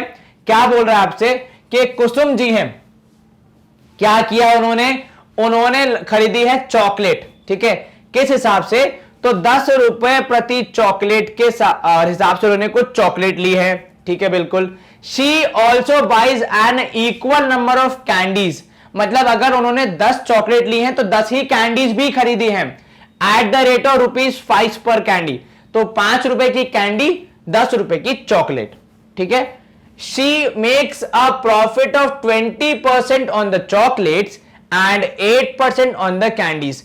अब उन्होंने ये चॉकलेट और कैंडीज अपने दुकान में, अपनी शॉप में सेल किए होंगे, तो उनको 20% का प्रॉफिट हुआ चॉकलेट्स में और 10% का प्रॉफिट हुआ, 8% का प्रॉफिट हुआ कैंडी में। At the end of the day all the chocolates and candies are sold out, मतलब दिन खत्म होने तक उनकी सारे सामान की बिक्री हो चुकी है और उनको प्रॉफिट कितना हुआ? 240 रुपए का। आपको बताना है कि उन्होंने कितनी चॉकलेट खरीदी थी। सवाल समझ में आया? जी सर। अब हम देखते हैं सवाल में पूछा क्या है। तो हमें जो पूछा गया है हम उसी को अज्यूम कर लेंगे कि let number of chocolates be x। अब आप मुझे बताइए कि यदि नंबर ऑफ चॉकलेट्स x है तो नंबर ऑफ कैंडीज कितना होगा? सर नंबर ऑफ कैंडीज होगा सेम, क्योंकि उन्होंने जितनी चॉकलेट ली है उतनी ही कैंडीज ली है, तो वो भी हो जाएगा x। अब यहां ध्यान देना, चॉकलेट का प्राइस क्या है? 10 रुपए, तो प्राइस ऑफ चॉकलेट कितना है? कितना है चॉकलेट का प्राइस? 10 रुपए, 10। ठीक है, और प्राइस ऑफ कैंडी कितना है? तो यहां पे मैं लिख रहा हूं साइड में कि प्राइस ऑफ कैंडी, ये लाइन नहीं है बेसिकली, ये इंफॉर्मेशन है दूसरी। तो प्राइस ऑफ कैंडी है कितना? 5 रुपए। चलिए अब आपको मुझे यह बताना है कि उनकी कॉस्ट प्राइस क्या होगी। Sir what is cost price, पहले आप वो तो बताइए। कॉस्ट प्राइस का मतलब होता है कि उन्हें सामान कितने का पड़ा। ठीक है, तो सामान कितने का पड़ा उन्हें, तो कॉस्ट प्राइस ऑफ चॉकलेट देख लेते हैं हम पहले कि चॉकलेट उन्हें कितने रुपए की पड़ी, कितने रुपए में उन्होंने खरीदी। तो 10 रुपए है चॉकलेट का प्राइस। कितनी है चॉकलेट? 10, तो या x, तो यहां पर लिख रहा हूं 10 इंटू x मतलब 10x। ठीक है, अब मुझे बताओ कॉस्ट प्राइस ऑफ कैंडी कितना होगा? कॉस्ट प्राइस ऑफ कैंडी कितना होगा? तो सर 5 रुपए है एक कैंडी की प्राइस, x कैंडीज ली थी तो 5x। ठीक है, अब हम बात करते हैं प्रॉफिट की। ठीक है, तो प्रॉफिट ऑन चॉकलेट। सर ये प्रॉफिट क्या होता है? अब जरा यहां ध्यान देना, प्रॉफिट होता क्या है। ठीक है, ये जो कुसुम जी है इन्होंने सामान खरीदा। ठीक है, कहां से? होलसेल मार्केट से, जो कि शहर के बिल्कुल मिडिल में होता है, जैसे हमारा भोपाल में होता है पुराना भोपाल। ठीक है, जहां पे सब होलसेल दुकान होती है। ठीक है। उसी प्रकार जिस भी शहर में आप है वहां पे एक होलसेल मार्केट होगा, आपको नहीं पता तो आपके पिताजी या माताजी से पूछना, उन्हें पता होगा, ठीक है। तो होलसेल मार्केट में क्या होता है, सामान होता है जो कि बल्क क्वांटिटी में, मतलब ज्यादा क्वांटिटी में मिलता है और कम पैसों में मिलता है। तो वहां से जो आपके घर के आसपास के दुकानदार हैं वो सामान लेके आते हैं। ठीक उसी तरीके से जो कुसुम जी हैं, इन्होंने कहां से सामान लिया, इन्होंने लिया होलसेल मार्केट से 10 रुपए के 10 चॉकलेट, 10 रुपए के हिसाब से कितनी चॉकलेट, एक चॉकलेट। अब जब कुसुम जी ये सामान लेके आई, इतनी मेहनत से वो टेम्पो, ऑटो, बाइक जिस पे भी गई होंगी, वापस आई होंगी, तो इस मेहनत के बदले उन्हें कुछ पैसे मिलने चाहिए। वो पैसे कैसे मिलते हैं, तो ये चॉकलेट जो 10 रुपए की है उसमें वो कुछ जोड़ के, कुछ पैसा जोड़ के आपको 12 रुपए की बेच रही है, मान लीजिए एग्जाम्पल के तौर पे। तो ये क्या हुआ, तो ये जो 2 रुपए ऊपर से उन्होंने जोड़े, ये होता है उनका प्रॉफिट, मतलब उनकी मेहनत के बदले उन्हें जो इनाम मिल रहा है, ठीक है। तो यहां पे द प्रॉफिट ऑफ चॉकलेट हम बात कर रहे हैं, तो बेसिकली उन्हें कितना इनाम मिला, तो उन्हें कितना इनाम मिला, 20% प्रॉफिट मिला। अब 20% प्रॉफिट निकालेंगे कैसे, तो सर 20% ऑफ किसका, कॉस्ट प्राइस, जितने में वो खरीद के आई थी। तो जब हम 20% निकालेंगे तो 20% ऑफ जितने में वो खरीद के आई थी। तो कितने में खरीद के आई थी, वो 10x में खरीद के आई थी, ठीक है। तो कैसे करेंगे इसको सॉल्व, तो 0 से 0 कैंसिल, 0 से 0 कैंसिल, तो उनका प्रॉफिट हो गया 2x, मतलब वो 10x वाली चॉकलेट 2x का इनाम जोड़ के 12x में बेचेंगी। समझ में आया, सिंपल भाषा में कि 10 रुपए की चॉकलेट 2 रुपए जोड़ के 12 में बेची जाएगी, और 2 रुपए जोड़ना वाजिब है क्योंकि वो इतनी मेहनत करके सामान ला रही हैं, ठीक है। सही बात है कि नहीं। अब यहां आ जाइए, प्रॉफिट ऑन कैंडी देख लेते हैं। अब कैंडी के केस में कितना प्रॉफिट हो रहा है उनको, 8 रुपए का, सॉरी 8% का। परसेंट का मतलब क्या होता है, डिवाइड बाय 100, 8%, ठीक है। इसको हम बोलते हैं कैसे, 8%, पर मतलब होता है डिवीजन और सेंट मतलब होता है 100। तो 8% ऑफ कितनी वैल्यू का, सर 5x, क्योंकि इतने रुपए में उन्होंने चॉकलेट ली है, 5x रुपीस के उन्होंने पैसा खर्चा किया है। अब यहां पे कुछ कैंसिल हो रहा है क्या, तो 8 5 होता है 40, तो 40 डिवाइड बाय 100 मतलब हो जाएगा कितना, सर ये हो जाएगा 2/5x। तो उधर हो गया 2x, इधर हो गया 2/5x। ये उनका प्रॉफिट है, मतलब 5x में खरीदी प्लस 2/5x ऐड करके जो पैसे आएंगे उतने में वो बेचेंगी। अब उनका कुल मिला के प्रॉफिट कितना हुआ है, सर उनका प्रॉफिट हुआ है 240 रुपए। अब ये प्रॉफिट कहां से हुआ है, सर कैंडी और चॉकलेट बेच के। तो अब उन्होंने कितनी चॉकलेट पे प्रॉफिट कमाया, तो सर प्रॉफिट कमाया चॉकलेट पे 2x, कैंडी पे 2/5x, तो दोनों का प्रॉफिट जोड़ के कितना हो गया 240। मतलब मैं बोल रहा हूं कि चॉकलेट का प्रॉफिट, ठीक है, प्लस कैंडी का प्रॉफिट मिला के होना चाहिए टोटल प्रॉफिट। अब क्योंकि हमें सवाल में ये नहीं दिया कि वो कुछ और बेचती है नहीं, तो हमें मान के चल रहे हैं कि यही दो चीजें बेच रही हैं। तो हमने क्या बोला कि चॉकलेट का प्रॉफिट और कैंडी का प्रॉफिट मिला के टोटल प्रॉफिट, मतलब जब उन्होंने सामान खरीद के लाई तो उन्होंने कितने पैसे दिए, 15x। जब उन्होंने सामान बेच दिया तो बेचने के बाद जो उनके हाथ में पैसा बचा, उनकी मेहनत का जो उनको पैसा मिला, वो कितना मिला 240। और ये कौन सी मेहनत थी, इस मेहनत को मैथमेटिकली हम क्या बोलते हैं, इस मेहनत को हम बोलते हैं प्रॉफिट। अब आप क्या करेंगे, सॉल्व करके आंसर निकालेंगे। तो 5 2 10, क्योंकि यहां पे लेंगे हम एलसीएम, तो मैं यहां लिखने की जगह बना लेता हूं पहले, उसके बाद हम सॉल्व करेंगे। चलिए इतनी जगह में हो जाना चाहिए। तो 5 2 10x plus 2x whole divide by 5 is equal to 240। क्या आपको यह समझ में आया, यस सर। तो 5 और 2 हो जाएगा 12x bye 5 is equal to 240। अब यहां ध्यान देना, मैं लिख रहा हूं 12x is equal to 240 into 5, और मैं उसको मल्टीप्लाई नहीं कर रहा हूं बिकॉज शायद मुझे कैलकुलेशन में हेल्प हो जाए। अब यहां ध्यान देना, यहां पे भी जगह खाली है तो यहां पे यूज कर लेते हैं ये वाला स्पेस। क्या बोला हमने कि 12x is equal to 240 into 5। अगर मैं लिखूं उसको तो 12x is equal to 240 into 5। क्या आपको ये समझ में आया, जी सर। x की वैल्यू कितनी हो जाएगी? तो सर x हो जाएगा 240 इंटू 5 एंड उसको डिवाइड करेंगे हम 12 से, क्योंकि यहां पे 12 कर रहा है मल्टीप्लीकेशन। तो ये 12 और ये 240 हो जाएंगे कैंसिल, कितने जा 2 जा तो 20। तो x की वैल्यू कितनी हो जाएगी? तो सर x हो जाएगा 20 इंटू 5 मतलब 100। 20 इंटू 5 मतलब 100।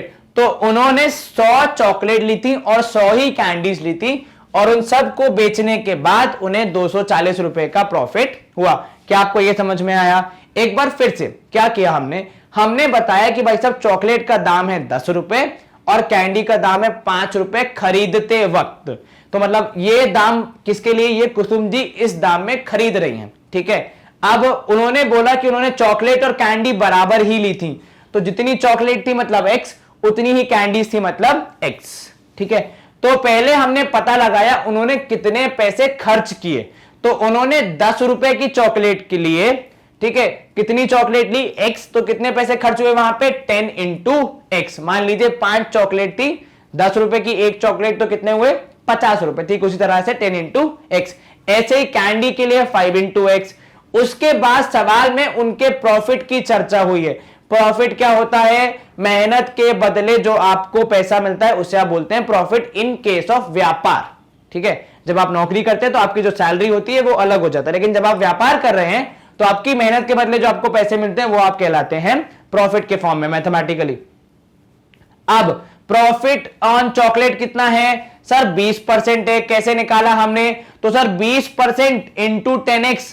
तो 20% इंटू 10x मतलब जितना पैसा लगा था उसका 20% तो 2x। अब कैंडी पे कितना प्रॉफिट है? तो सर जितना पैसा लगा था उसका 8% प्रॉफिट। हम जब तक बताया नहीं जाता तब तक जितना पैसा लगा है, जिसको हम कॉस्ट प्राइस बोलते हैं, लागत बोलते हैं, उस पे ही कैलकुलेट करते हैं। तो 8% ऑफ जितना भी आपका कॉस्ट प्राइस था मतलब 2/5x। अब इन दोनों प्रॉफिट को जोड़ के कुल मिला के उनको 240 का प्रॉफिट हुआ।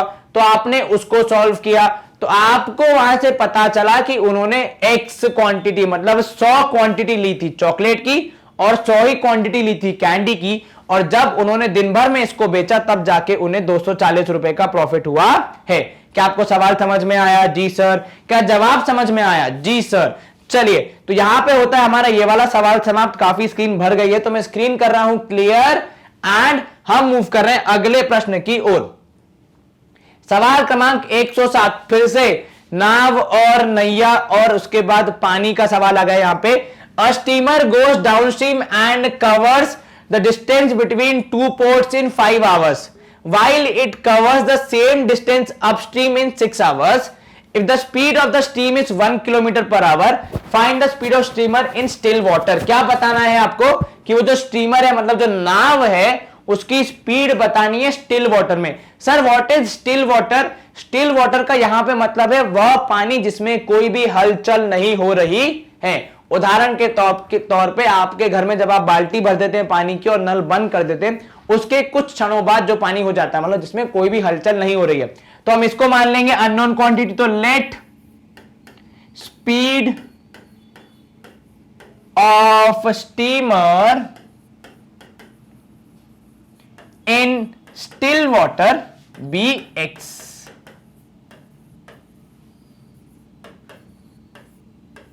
क्या बोला? बी एक्स, ठीक है।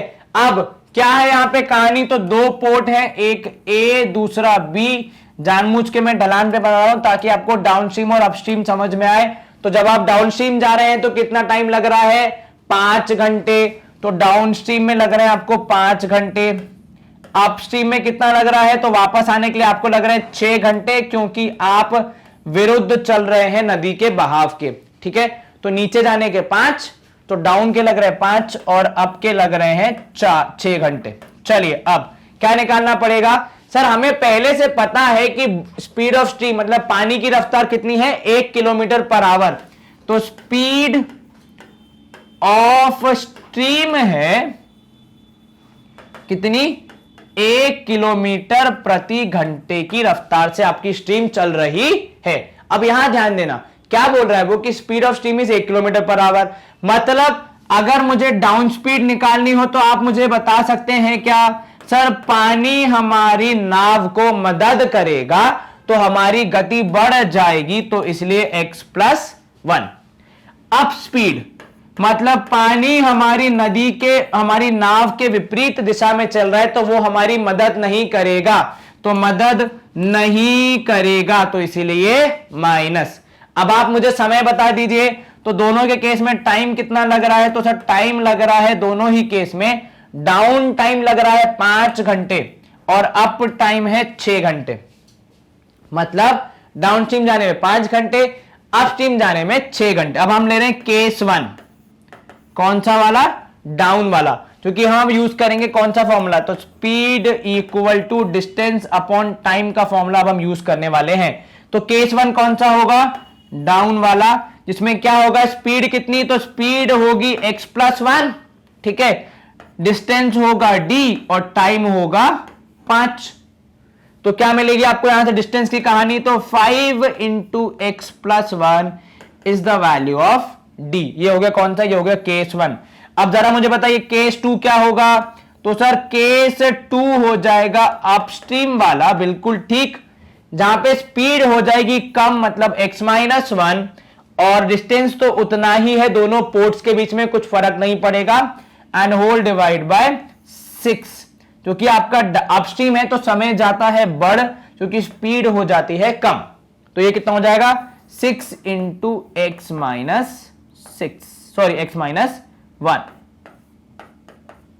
अब क्या अपस्ट्रीम और डाउनस्ट्रीम जाते समय आपका डिस्टेंस कम ज्यादा हो रहा है? नहीं सर, क्योंकि अपस्ट्रीम और डाउनस्ट्रीम आप एक पोर्ट से दूसरे पोर्ट जा रहे हैं और इस बीच, मतलब जाने और आने के बीच में पोर्ट के बीच की दूरी तो नहीं हिलेगी, क्योंकि पोर्ट तो वहीं खड़े रहेंगे। तो डिस्टेंस कितना हो गया? तो मैं बोल रहा हूं ये दोनों d हो जाते हैं बराबर, मतलब मेरे गणित के हिसाब से कि 5 × x+1, मतलब speed in downstream multiplied by time in downstream, that is distance of going downstream is equal to distance of going upstream। क्या आपको यह समझ में आया? Yes sir. कहीं कोई शंका मन में? No sir. तो ये हो जाएगा 5x+5 और उस तरफ हो जाएगा 6x माइनस, तो 5x+5 is equal to 6x - 6। क्या आपको यह समझ में आया? जी सर।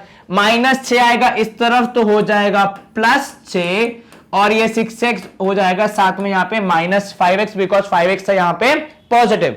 क्या करेंगे आप? सर 11 = x, तो मतलब speed of water in still water कितनी आएगी? Sorry, speed of boat in still water कितनी आएगी? तो सर हमारा x है 11, मतलब speed of steamer in still water would be कितना? हो जाएगी 11 किलोमीटर प्रति घंटे की रफ्तार। क्या आपको यह समझ में आया? Yes sir. कहीं कोई शंका मन में? No sir. समझ में आया? जी सर। आप चाहें तो ऐसे भी देख सकते हैं, 12 5 हो जाएगा 60 और 6 10 भी 60, मतलब हमारा कैलकुलेशन सही है। वो कहां से आया? यहां देख लो, 12 5 x+1, 12 5 60, x - 1 10 6 60। तो दोनों केसेस में हमारा आंसर आया सही, मतलब हमने क्वेश्चन सॉल्व किया है बिल्कुल ठीक। चलिए, तो यहां पे होती है हमारी स्क्रीन क्लियर एंड हम मूव करेंगे अगले प्रश्न की ओर। सवाल क्रमांक 108 है हमारा, distance between two places A and B is 210। ठीक है, दो जगहों के बीच का डिस्टेंस है 210। Two cars start simultaneously from A and B in opposite direction. ठीक है, and the distance after 3 hours is 54 kilometre if the speed of one car is 8 kilometre less than the other. जैसा कि लिखा है, less than the other by 8 kilometre. ठीक है, find the speed of the each. काफी सारी चीजें सवाल में, तो जरा अच्छे से आंख और कान खोल के और एवं मुंह बंद करके सवाल देखना। क्या बोल रहा है वो आपसे? पहले सवाल का मानचित्र समझते हैं, मतलब डायग्राम समझते हैं। तो ए से लेकर बी तक है डिस्टेंस, तो ये बी, ये ए। दो गाड़ियां हैं जो कि अपोजिट डायरेक्शन में, मतलब एक दूसरे की तरफ चलना स्टार्ट हुई है। ठीक है, कितनी गाड़ियां हैं? दो। डिस्टेंस कितना है दोनों के बीच में? 210। ठीक है, अब आपसे क्या बोल रहा है वो, between distance between them after 3 hours is 54 kilometre. मतलब टोटल डिस्टेंस कितना था, तो सर टोटल डिस्टेंस था कितना 210। अब मैं बोल रहा हूं आफ्टर 3 आवर्स डिस्टेंस रिमेनिंग, मतलब 3 घंटे गाड़ी चलाने के बाद कितना डिस्टेंस बच गया 54। ठीक है, मतलब अब डिस्टेंस कवर्ड इन 3 आवर्स बता सकते हैं आप मुझे? हां सर, जब 3 घंटे बाद आपकी 54 किलोमीटर की दूरी बच गई है तो मतलब 3 घंटे में आपने कितना तय किया होगा? सर इतना करना था, इतना बच गया, तो दोनों को कर देंगे माइनस। तो 210 करना था, 54 बच गया सॉरी, तो 210 करना था, 54 बच गया कितने टाइम में? 3 घंटे में। मतलब कितना होगा सर, 10 में से 4 गया तो 6 और 10 में से 5 गया तो 5, तो सर 156 किलोमीटर डिस्टेंस कवर कर लिया है 3 घंटे में। अब आपको मुझे यह बताना है कि इस 3 घंटे में स्पीड कितनी होगी। ठीक है, तो स्पीड हो जाएगी यहां पे, जिसका फॉर्मूला है डिस्टेंस अपॉन टाइम। स्पीड कितनी हो जाएगी 156 अपॉन 3, मतलब कितना 3 5 15 एंड 3 2 6, 56 किलोमीटर पर 52 किलोमीटर पर आवर। तो ये हो गई पूरी कहानी सिर्फ पहले 2 स्टेटमेंट से। एक बार फिर से ध्यान देना, क्या बोला हमने कि कुल दूरी थी 210।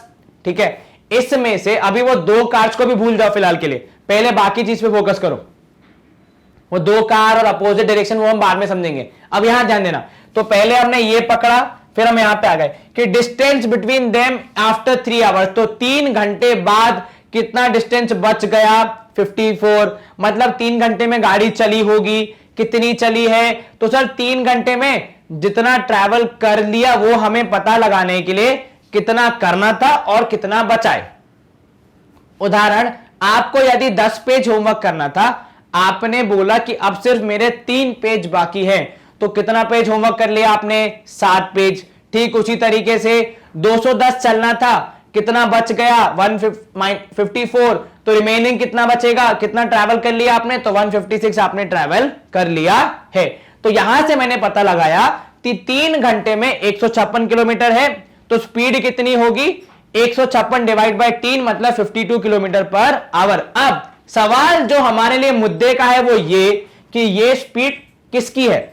सर कार की है। कौन सी कार की है? क्या ए से लेकर बीच में एक ही कार दौड़ रही है? नहीं सर, अभी तो सवाल में ट्विस्ट आया है। यदि आप ध्यान से पढ़ेंगे तो कितनी कार है? 2। ठीक है, दोनों कार अपोजिट डायरेक्शन में चल रही है, मतलब एक दूसरे की तरफ चल रही हैं। मतलब दोनों कारें मिलाकर इस दूरी को कम करने का प्रयास कर रही हैं। अब जब दोनों कारें चल रही हैं, दोनों कारें मिला के दूरी को तय करने का प्रयास कर रही हैं, तो ये जो स्पीड होगी ये भी दोनों कारों की होगी। जी हां सर, तो मैं यहां स्पीड के ब्रैकेट में लिख रहा हूं कंबाइंड, मतलब दोनों कारों को जोड़ने के बाद की स्पीड। तो speed of car A plus speed of car B हो जाएगी 52 किलोमीटर पर आवर। क्या आपको यह समझ में आया? जी सर। अब सवाल में क्या कह रहा है? सवाल में कह रहा है speed of one car is less than the speed of other by 8 kilometre. तो यदि लेट एक की स्पीड मैं मान रहा हूं x, let speed of car A be x, ठीक है, तो दूसरे की कितनी होगी? सर यदि एक की स्पीड है एक्स तो दूसरे की उससे है 8 कम, तो -8 कर दीजिए। बिल्कुल ठीक। और दोनों को जोड़ने पे आना चाहिए 52। अब यहां पे x प्लस एक्स हो जाएगा 2x, -8 जाएगा उस तरफ तो हो जाएगा +8, तो 2x हो जाएगा किसके बराबर? 2x हो जाएगा 60 के बराबर, तो x हो जाएगा 30 किलोमीटर पर आवर के बराबर। और इसका मतलब speed of car A is कितना? 30 किलोमीटर पर आवर। तो आप मुझे बताइए स्पीड ऑफ कार बी कितना होगा। तो sir speed of car B होना चाहिए 22 किलोमीटर पर आवर, क्योंकि वो 8 घंटे प्रति आवर की स्पीड से कम चल रही है, मतलब उसकी स्पीड कितनी कम है, 8 किलोमीटर पर आवर कम है, तो इसलिए कर दिया -8। क्या आपको सवाल समझ में आया? जी सर। क्या आपको ये लॉजिक समझ में आया? Yes sir. कंबाइंड स्पीड का कॉन्सेप्ट समझ में आया? जी सर। कंबाइंड स्पीड मतलब दोनों गाड़ी की जोड़ के, और उसको सॉल्व करके हमने अपना आंसर निकाला है। तो चलिए यहां पे होती है स्क्रीन क्लियर एंड हम मूव करेंगे अगले प्रश्न की तरफ। अब सवाल क्रमांक 109 है हमारे पास। क्या कह रहा है सवाल हमसे? अ carpenter charge ₹2500 for making a bed. एक कारपेंटर महोदय ने 2500 रुपए लिए आपसे किस बात के? एक बेड बनाने के। अब ये जो 2500 रुपए लिए वो किस हिसाब से लिए? हर कोई पूछता भाई साहब किस हिसाब से ले रहे हो पैसे इतने सारे? तो उसने बताया कि जो मटेरियल यूज हुआ है, अर्थात जो लकड़ी और जो फेविकॉल, जो भी ग्लू वगैरह, नट्स वगैरह जो भी यूज हुए, उसके लगेंगे 1100 रुपए। कितने? 1100 रुपए। 1100 rupees for that particular material and labour charges है 200 रुपए प्रति घंटा। What is labour charges? भाई वो इंसान मेहनत करेगा तो अपनी मेहनत के पैसे लेगा ना, तो वो 200 रुपए प्रति घंटा ले रहा है किस चीज के? अपनी मेहनत के। अब आपसे पूछा है कितने घंटे उसने काम किया होगा कि वो 2500 रुपए मांग रहा है। अब ये कैसे करेंगे? सर लेट, मतलब मान लीजिए कि नंबर ऑफ आवर्स कितने हैं, तो नंबर ऑफ आवर्स हैं x, मतलब उसने x घंटे काम किया। अब इसकी इक्वेशन की बात करते हैं, ठीक है। मटेरियल के क्या चार्जेस है? तो सर मटेरियल के चार्जेस हैं इस 1100। अच्छा एक बात बताइए, ये जो मटेरियल के चार्जेस हैं 1100 रुपए, क्या वो फिक्स हैं? अर्थात चाहे वो 10 घंटे काम करे, 15 घंटे काम करे, 20 घंटे काम करे, मटेरियल 1100 का ही लगेगा, ये फिक्स है? हाँ जी सर। अब जरा मुझे बताइए लेबर चार्जेस कितने हैं? तो सर लेबर चार्जेस जो हैं अपने वो होंगे ₹200 पर आवर।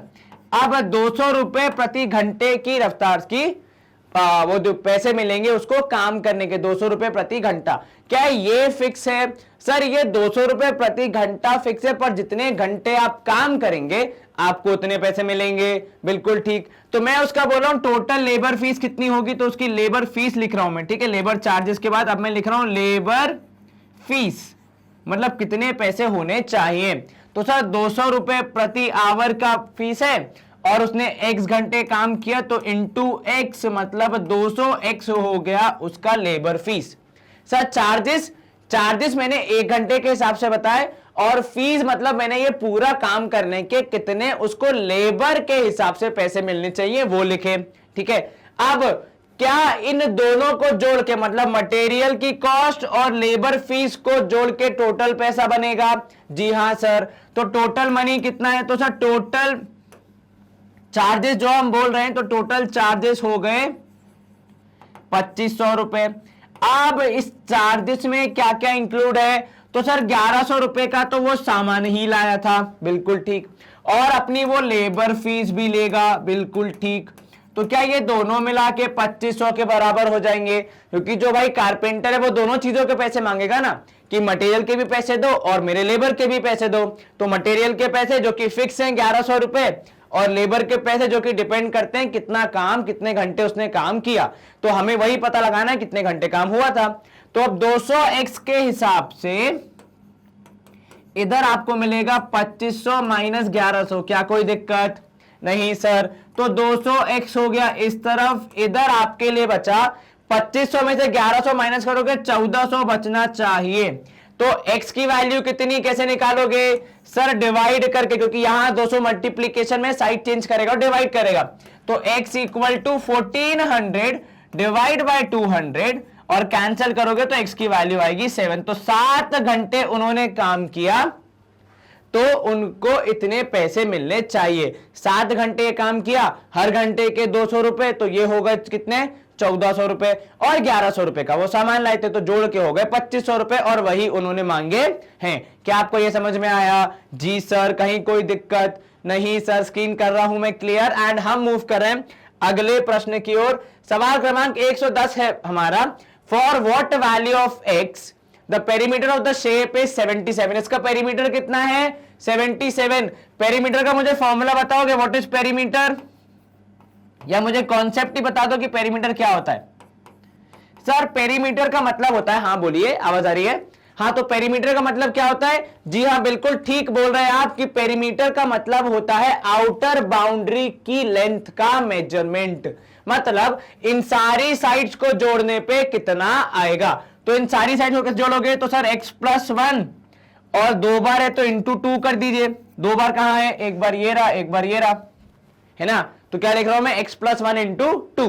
एक ही बात है, प्लस 2x+1, ठीक है, प्लस x+2 और एक और बार है यहां पे 2x+2 और इन सबको जोड़ के आना चाहिए 77 के बराबर। अब जरा ऐड करो तो यहां मिला आपको 2x+2, बचे हुए सारे को ऐड करोगे तो 2x, x और 2x कितना हो गया? 2 2 4 1 5, तो 5x plus 1 2 3 4 5 is equal to 77। अब आप इनको भी ऐड कर देंगे, आपको मिलेगा 7x प्लस 7 इक्वल टू 77। तो 7x हो जाएगा 77 माइनस 7, तो मतलब 7x की वैल्यू हो गई 70 के बराबर, तो x हो जाएगा 70 अपॉन 7 और आपने इसको किया सॉल्व तो x की वैल्यू आ जाएगी 10, क्योंकि 7 10 इज 70। फिर से पेरीमीटर का क्या मतलब होता है? सारी साइड्स का एडिशन। सारी साइड्स का एडिशन आपको जब किसी भी पर्टिकुलर शेप की आउटर बाउंड्री की लेंथ निकालनी हो तो आप पेरीमीटर निकालते हैं। तो आउटर बाउंड्री की लेंथ हमने ऐड कर करके निकाली है और ऐड करके आपको मिली इक्वेशन कुछ इस फॉर्म में और x की वैल्यू आई आपकी 10 और आपको सिर्फ x ही फाइंड करना था और कुछ नहीं करना था। आसान सा सवाल, आसान सा जवाब। चलिए यहां पे होती है स्क्रीन क्लियर। अगला प्रश्न, सवाल क्रमांक 110, for what value F the perimeter of the shape is 186। क्या आप मुझे बताएंगे कौन सा शेप है ये? जी हां सर, इस शेप का नाम है रेक्टेंगल। तो पेरीमीटर ऑफ रेक्टेंगल कितना है? 186 सेंटीमीटर। पेरीमीटर का फॉर्मूला क्या होता है? Sir 2 into L plus B, मतलब लेंथ इंटू ब्रेथ। तो यहां पे हो जाएगा 2 into L plus B is equal to 186। Put कीजिए सर, लेंथ हो जाएगी 5x प्लस 6, ठीक है, प्लस ब्रेथ हो जाएगी 2x प्लस 66। ओके, एंड ये जो बाहर का 2 मल्टीप्लीकेशन में था उसको मैंने यहां डिवीजन में भेज दिया। क्या कोई दिक्कत? भाई मल्टीप्लाई कर रहा है, साइड चेंज करके डिवाइड कर सकता है ना, कोई मनाही थोड़ी उसको। तो 5x प्लस 2x हो गया 7x और ये 66 प्लस 6 हो गया 72 मेरे हिसाब से।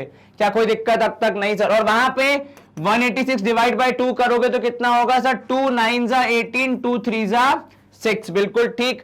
तो 7x हो गया 93 माइनस 72। अब आप सब्ट्रैक्ट करेंगे तो आपको मिलेगा 7x इक्वल टू कितना सर? 21 मिलना चाहिए। जी हाँ बिल्कुल ठीक। तो x की वैल्यू आएगी 21 अपॉन 7 दैट इज 3। क्या किया आपने? एक बार फिर से हमें बोला perimeter of the shape is 186। ये शेप किस प्रकार का है? जैसा कि हम देख सकते हैं शेप है रेक्टेंगल। रेक्टेंगल के पेरीमीटर का फॉर्मूला है 2 इंटू एल प्लस बी। तो हमने लेंथ लगा ली 5x प्लस 6 और ब्रेथ हमने लगा दी यहां पे 2x प्लस 66 के हिसाब से। ये जो 2 यहां मल्टीप्लीकेशन में था, साइड चेंज करेगा तो डिवाइड करेगा और जब हमने फर्दर सॉल्व किया तो हमारे x की वैल्यू आई थी और हमें सवाल में से वैल्यू ऑफ x ही पूछी है और कुछ नहीं पूछा। अगर वो लेंथ और ब्रेथ पूछता तो हम यहां वैल्यूज पुट करके आंसर निकालते, पर अभी पूछा नहीं है तो निकालने की जरूरत नहीं है। चलिए यहां पे होती है स्क्रीन क्लियर एंड हम मूव करेंगे अगले प्रश्न की ओर। सवाल क्रमांक 112, on dividing ₹200 between A and B such that twice of A share is less than 3 times B share by 200। ठीक है, B शेयर इज, आपको B का शेयर बताना है। क्या बोल रहे हैं यहां पे? 2 लोग हैं, कौन कौन से? A और B। तो अब आप बोल रहे हैं कि A और B के बीच में पैसों का बंटवारा हुआ, तो क्या मैं बोल सकता हूं कि A प्लस बी होगा 200? Yes sir. अब क्या बोल रहा है? तो अगर A को आप मान लेंगे X, तो हमारा late A's share B X, ठीक है।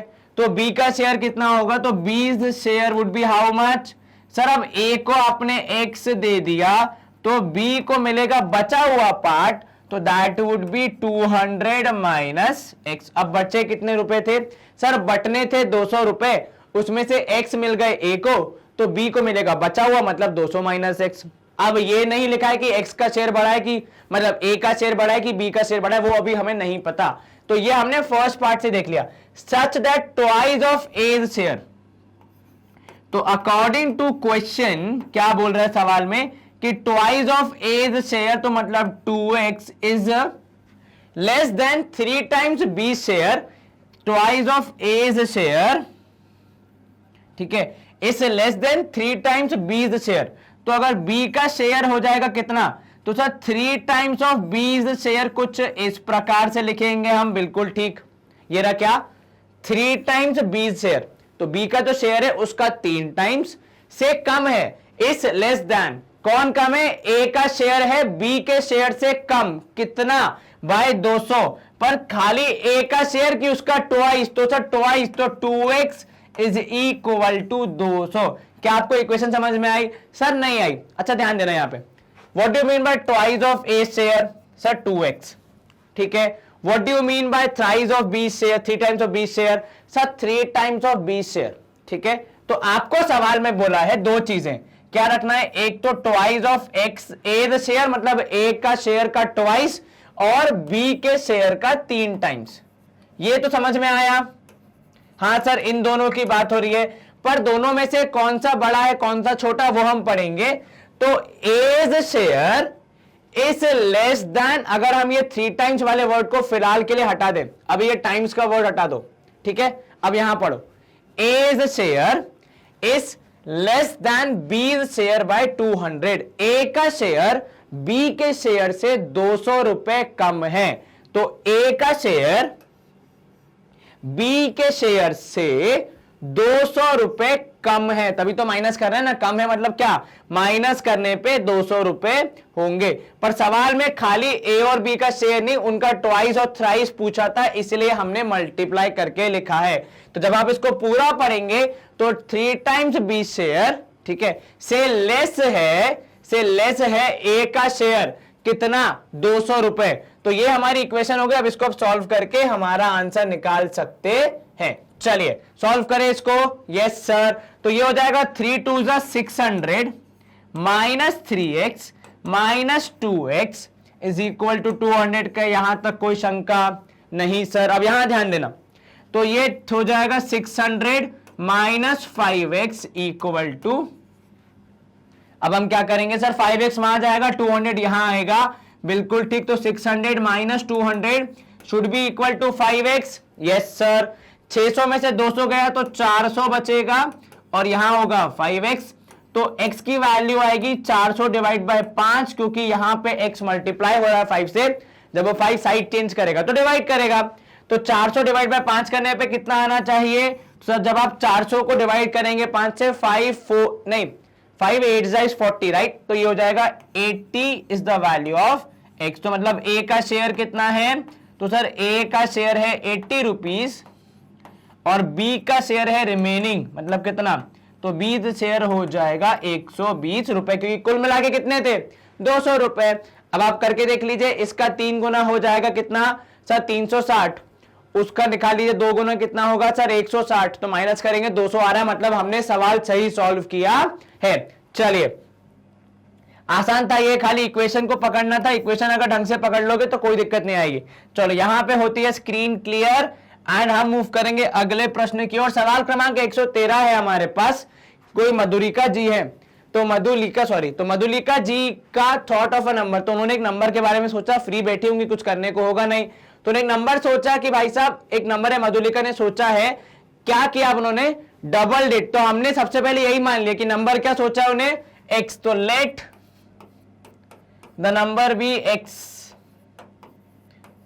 ठीक है। अब उसको डबल करिए तो कितना हो जाएगा, 2x, डबल करना मतलब क्या हो जाएगा, 2 टाइम्स, तो 2x, एडेड 20 टू इट, तो प्लस 20 कर दिया, ठीक है। On dividing the resulting number by 25, तो ये आपका रिजल्टिंग नंबर है, dividing it by 25 she gets 4, ऐसा कुछ होगा।